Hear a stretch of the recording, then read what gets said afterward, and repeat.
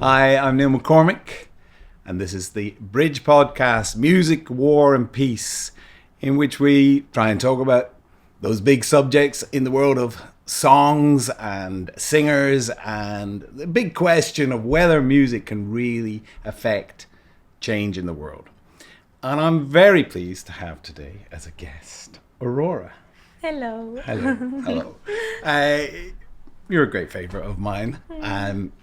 You make music that's really emotional and epic and covers a huge amount of ground, and a very enchanting live performer. Thank you. I've been converted by friends dragging me to your concerts. They dragged me once, and then the rest of the time I went of my own accord.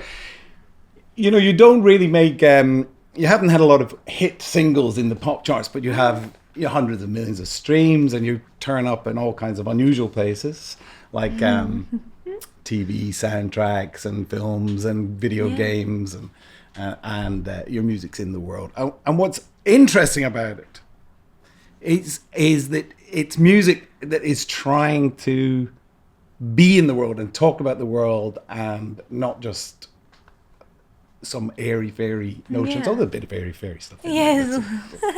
But let's start. You've been making music since you were very young, growing up in remote Western Norway. Yes. Well, you're still young. You know, to me, everybody's young.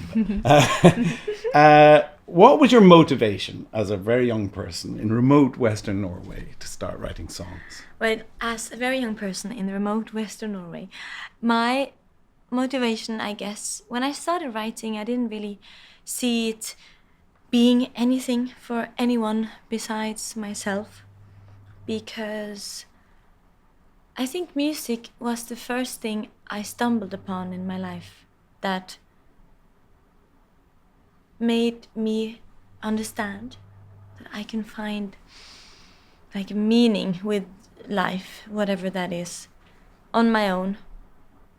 No matter what happens, no matter what illness I will catch, or no matter what sadness or happiness might wash upon me, I will always have meaning in existing in the world, because I can write.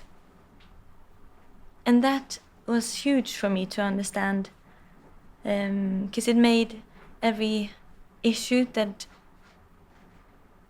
weighted me down in my very young life, it made them kind of disappear a bit, because I knew I had something that felt just untouchable and undestroyable, just pure and mine and lovely, and I absolutely adored it. And I think that was very inspirational for me, because it's very big. It's a very big thing to discover in life, and I wish that upon. Oh, I think I have a bit of food on my hand. Sorry, but yes, it's a very important thing to find in life, I think. Well, you know, I started this podcast really to talk about a certain type of song that is important to me, which I'm interested in, which is songs of idealism. The notion that songs can affect the world, improve it, change it, but really make an effect. And that's something that comes across in your music, a sense of purpose. Mm-hmm.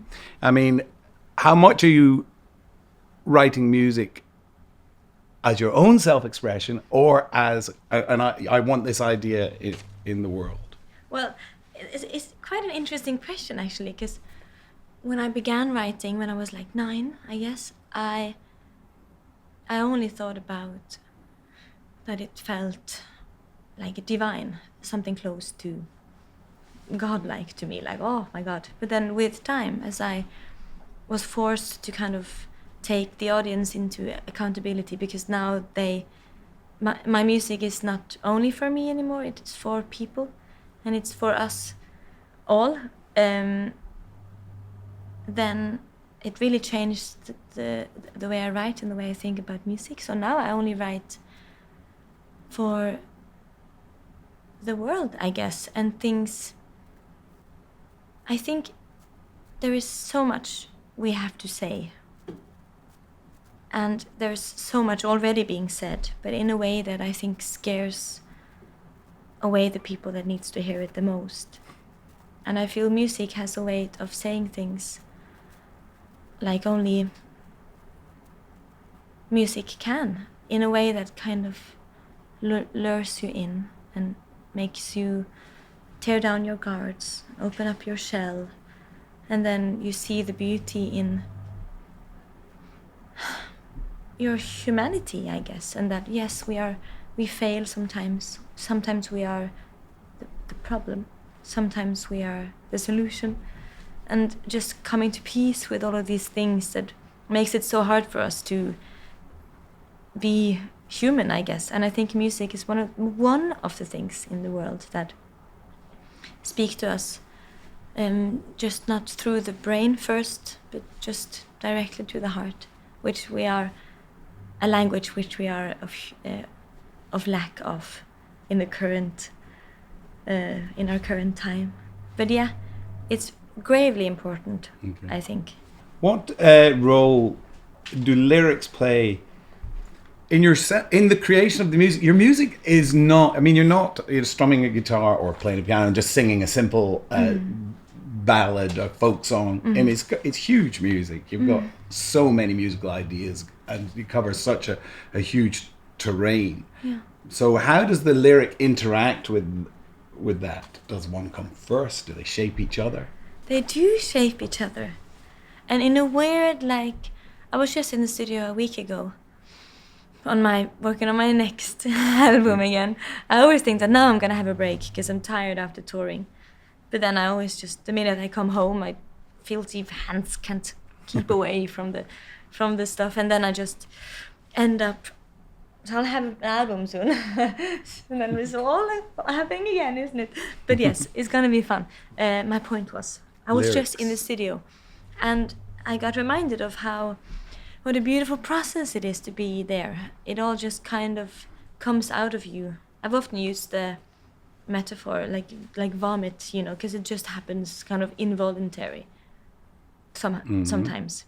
And yeah, it all kind of comes at the same time. A word comes first, and then the sounds make more sense of the word, because I always write with the story in mind when I produce as well. And the way you sing, if you have, like, I have a song now that the verses I tell a story, but in the choruses it's more about me thinking and like the internal. And in my mind then you have to sing those two parts in different voices to kind of emphasize that this goes on within and this goes on outside of you. So it's all these weird things that makes sense organically to do in the soundscape and the way you sing, because you can sing with a million different voices. You have so many characters and people in here that can say different things. So it's all very, very connected to me, and it all kind of happens at the same time. It's so fun because you can make everything so intentional. You're the only one that will ever know or notice, but still it makes it so fun. Okay. At what point in that process, at the beginning or at the end, or does the theme or the really reveal itself to you? Do you go in and say, I am writing this song about, let's say, the seed? There was a song, a very powerful song about our relationship with the planet and capitalism's relationship with the planet.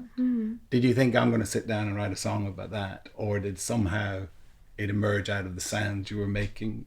Sometimes it emerges out of the sound. Mostly with me, I know when I wake up. And that's mostly the reason why I would go into studio at all, because I have something clear I want to say. Because I like to explore a lot, like on my own. But I don't always like to go into studio just to see what happens. For me, it's more, I find more joy when I know what I want to do. And then I try to make that possible. And with the seed, I was thinking, because I always thought I didn't grow up in a political house, because the everyday politics, because there's always something new every day that happens. It wasn't really talked about a lot in my home.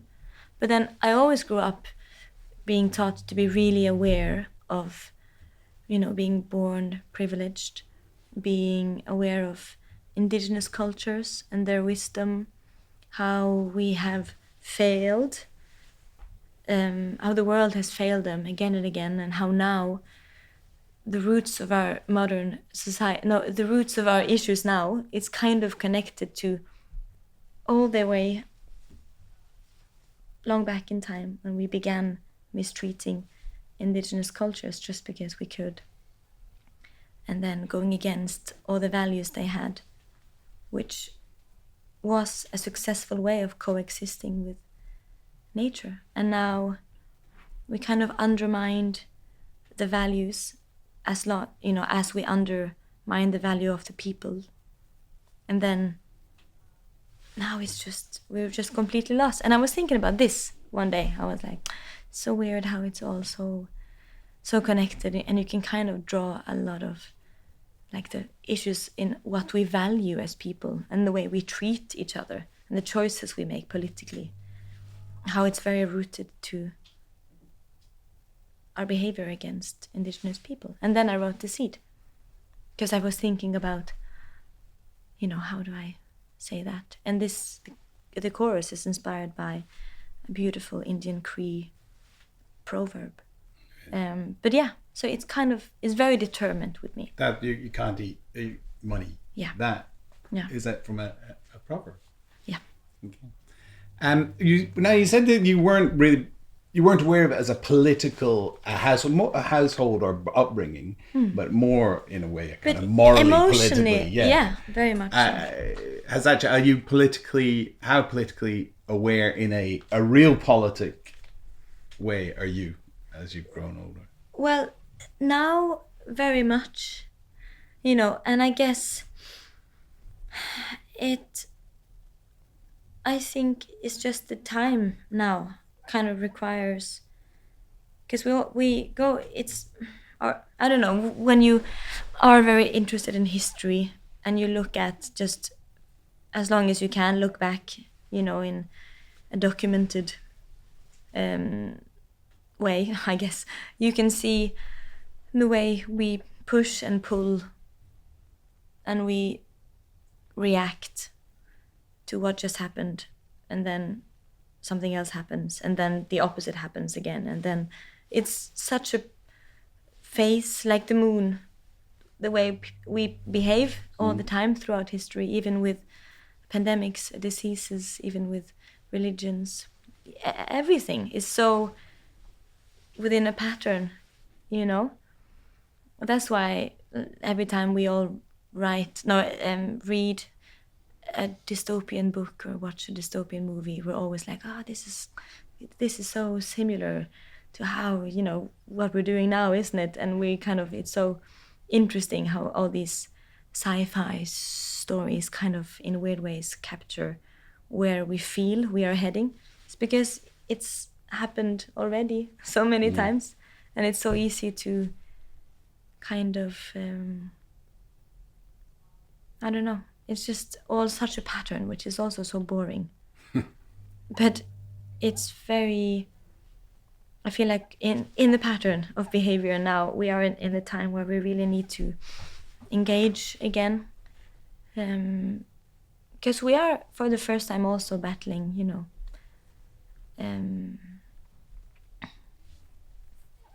truth being manipulated like it has been before, but now in a way that makes it spread faster and harder for some people to understand or even bother to question. So it's a weird time we're heading into. And AI as well.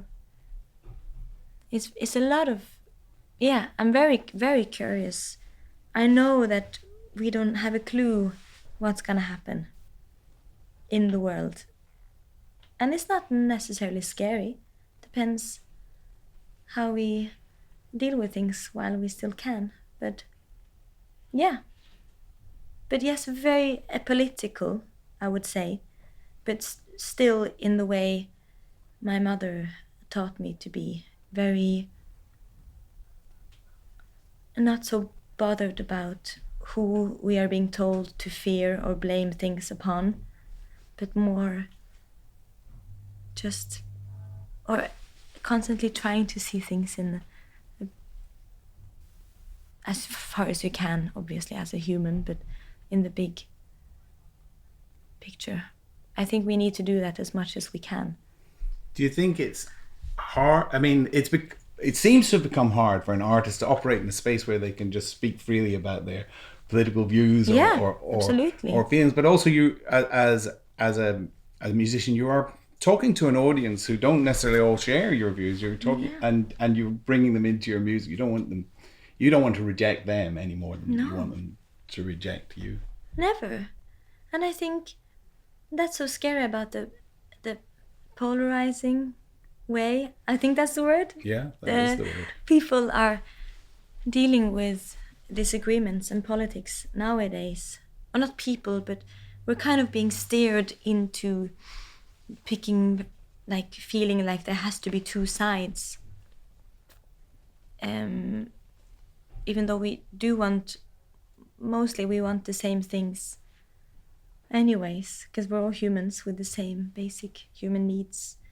We don't always understand where our pain comes from, so we like being told where to put it, like where to put the blame, because at least that turns pain and grief into some kind of anger and fire, which is much more easy to live with, for people. I think it's less it's more exhausting, but I think we are more comfortable with anger sometimes, as I can recognize myself in, than being sad. And I think it's a very polarizing time now, and we have to not blame each other so much for being polarized. I think the more we talk about things in a, again, welcoming way, and to know that we should be able to sit at the table and talk about things and find pleasure in it without everyone having to agree about everything all the time. And the more, like, even now with Instagram and stuff, the algorithms force you to kind of, everything is tailored to everyone, it seems like. So the more, with time, you only end up, even on the internet, which was supposed to connect us to people we would never connect with. But now, even on the internet, we are just talking into echo chambers, because everyone is just connecting with people agreeing, because we are so scared of inviting other opinions and people in, because we need the barrier. I don't know how to explain it. Well, it's a strange thing to watch, that we are so. Yeah, I don't like the noticing that even like my audience is becoming more and more of an echo chamber as well, because we naturally connect with the people that agree. But that's also so boring. How do you grow? But sometimes one way that you can leave the echo chamber is when your song takes on a life of its own and goes on a path of its own. Yes. So there's an interesting moment there, because your song Through the Eyes of a Child from your first album, it's quite a long time ago, has suddenly had a moment because it was used in that incredible TV series Adolescence, which is dealing with some of these very issues, which is about the radicalization and violence and misogyny that has been perpetrated and influencing young people. Incredible show. And all of this, like, I see all these different reactions to it, and I'm so delighted just to see people from all different opinions kind of talk and discuss. It's always good when something new happens, which isn't about personal attack or bullying online, but actually just about something that moves us in a way, and then we need to argue about it and discuss and talk and learn. And it's very nice to see what this show has kind of provoked in people. And I was very moved by it. And you see also like how, I know that as a reaction again to a much needed conversation about feminism is also like scaring a lot of young boys who, you know, where can they complain? Can they cry? Can they be seen? Are they allowed to feel unhappy about things, or are they only to be blamed? You know, we always go through these phases again, like of blaming and standing up for ourselves. But there's always people who are hurt in everything, which we have to, you know, which is so heartbreaking, isn't it? But it's very true.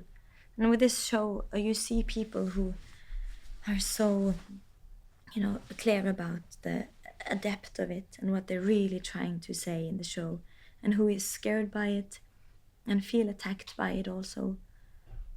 But also like the point of like the way this world forces men to take shape, how it hurts them, how much sadness there can lie beyond, you know, again, beneath the anger and the fear behind showing emotion and crying and asking for help and all of those kinds of things. It's such a, to me, like so clear that even like the feminist conversation, which even though it's been had for hundreds of years or many years, we're still not nearly there.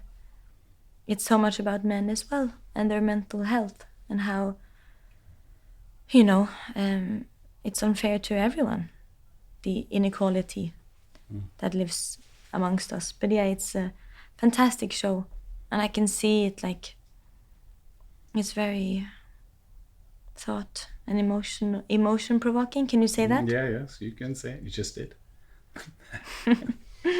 there's a thing now that English is not your first language. No. But it's the language you write in. Yes. What does that do to the work itself, do you think? I think it does some favors sometimes, because it's nice to have your mind work with one language and then speaking with another. I really like it. It kind of forces me to color my language more, and to kind of, even though I'm on the inside of the words I'm writing, it still allows me to kind of sit on the outside and watch it a bit. And it helps me have some kind of barrier. Because it's weird, it would be strange to me, I think, to write in the language that I spoke with as a child. It would feel very vulnerable. So I'm very pleased with this current situation. Okay. Do you ever write in Norwegian? I wrote one song. Okay. And? Yeah, it's just, it's a strange thing to me, which is weird. I want to talk about another of your songs that you played in an interesting space, which was Murder Song. Yes. I mean, we call this music War and Peace, and actually popular music has a de facto love and peace kind of ethos. Yeah. You know, love and peace was going to save us all. It can be difficult to write about from the other side of that. And the Murder Song is such a strange, because you're writing from the point of view of a murder victim. Yeah. But you played that at the Nobel Peace Prize concert at 2015. Yes, I did. 2015. Can you talk to me about that? I did do that, didn't I? I forgot about that. Yes. Why did I do that? I think, to me, that song is like, again, political without being political. It addresses something that happens abnormally often in this world. But again, without necessarily hatred or blame, just told from the story of the victim. And I think, yeah, I was thinking about the people who drive their lives into such a hopeless hole where they can't find a way out, even if it's money problems or other problems or whatever it is. And then you see this happen in the world, that like husbands, for example, taking the lives of their family and themselves because of the lack of understanding what other way to go to get out of whatever situation they've I don't know how to they've fumbled their way into. And it's a situation you see on movies, like even now in the, what is it called, everyone watch it, all the rich people, Americans. Succession. No, there's like, White Lotus. yes, the White Lotus, no spoiler, but like the father in the last season who loses all his money at home without the family knowing, and you see him thinking about killing himself and his family just because he doesn't want them to know what's happening at home, that they've lost everything. And it was so weird to see that now on the show, because that's what kind of Murder Song is about. So it's a very complicated, very strange, very dark song. I don't know why I wrote it when I was like 17. But it's very, it felt appropriate. It lives in the world. It lives in your concerts. You know, your audience likes it. I'm always interested in this kind of when you write something that's full of irony in a way, you're not saying exactly what you think. There's only implications. Yeah. But then you're giving it to people and trusting them to pick up on the implications. Yeah, I really trust my crowd, and I really think they're. I think we spoke about this once, that it's very important for me to not underestimate my audience, because they are incredible. And I will serve them complicated fruit, because that's good for the brain, isn't it? And good for the soul. And it seems very exciting to listen to something you have to decipher a bit. And I like to write things that I don't even understand myself sometimes. And through people, everything becomes more perfect than it would ever be on its own. It's very cool. Music, War and Peace. There's so much to say, isn't it? I really adore the craft. And it's interesting because peace, right, is a complicated word for me, because peace on earth, peace for some, is everything just going on normally, isn't it? Well, while for some people that is a devastating way of living. So I'm really, when I write, I think about liberation most, like something even beyond the peace I know, because that isn't peace for everyone. It's a very strange thing. I feel that popular music in the post-rock and roll world became this vehicle for people to express enormous range of thoughts and ideas and opinions and emotions. It became that we talked about it as the voice of the young generation, but it wasn't just, it was every generation that followed. But this generation, the popular music seems to have constricted a bit, and you don't hear much opinion about anything that's happening in the world in the mainstream of what we are all listening to. You can find all kinds of things on the margins. You can find your echo chamber, but right in the middle where popular music used to speak to people. I know, and it's really strange to see. It's like we're back in like the 50s, or like it's really strange. But then war comes, and then we need to talk about peace again, because then we care again, because people, we are very prone to like not deeply caring about something or having something to say, because there's so much to just be human, isn't it, before it really is knocking on our door, I guess. But yeah, it's a strange thing to see. I guess people need escapism in a way, because they're locked onto their screens, and I think we're being so, what is it called? We're being so fed all the time with nonsense and absolute crap that we get overwhelmed without any nourishment being placed into our brains. And then I think when we then consume art, we need it to be as unnourishing, because we don't have room for it, because we're already full of whatever we're being fed all day, because it's so much. So I understand why the world is going that way, that people just need something else. But it is concerning, I think, also. But I don't know.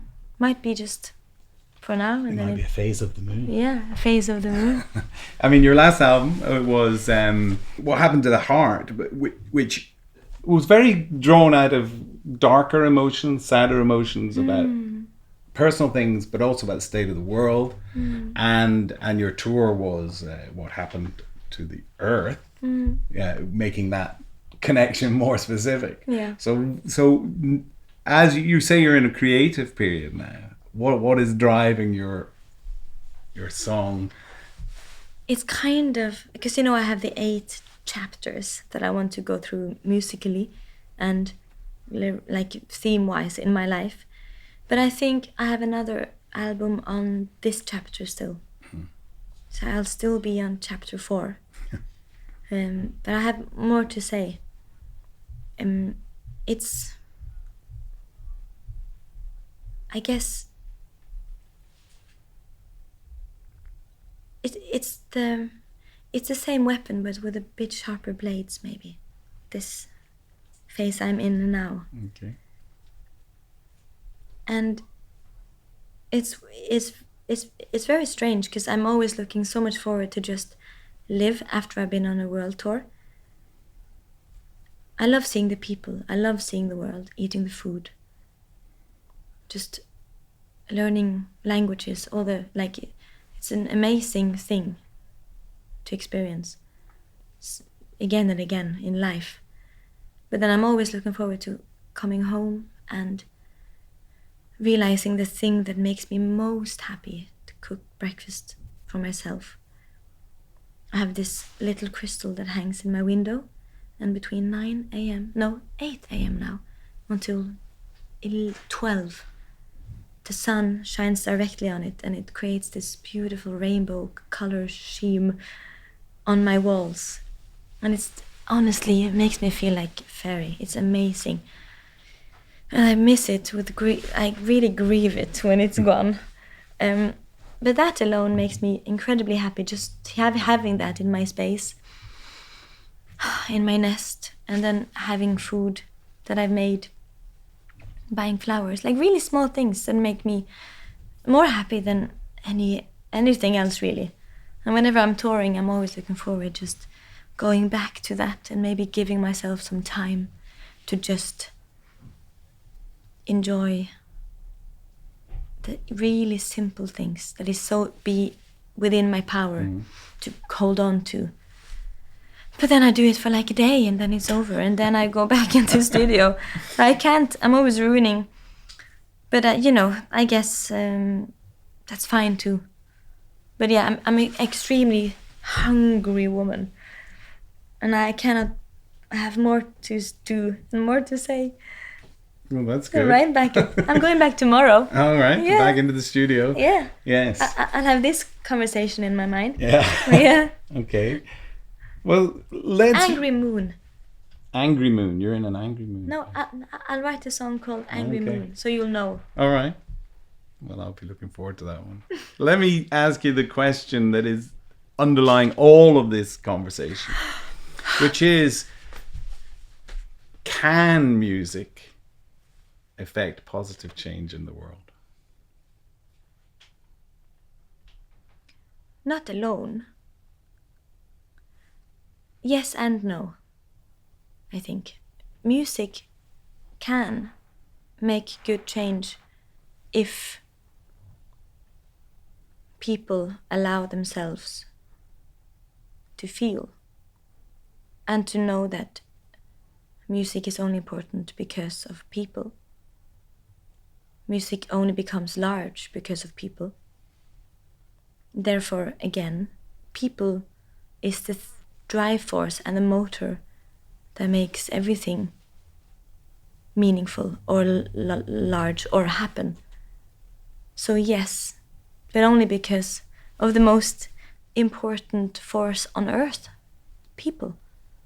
Because we are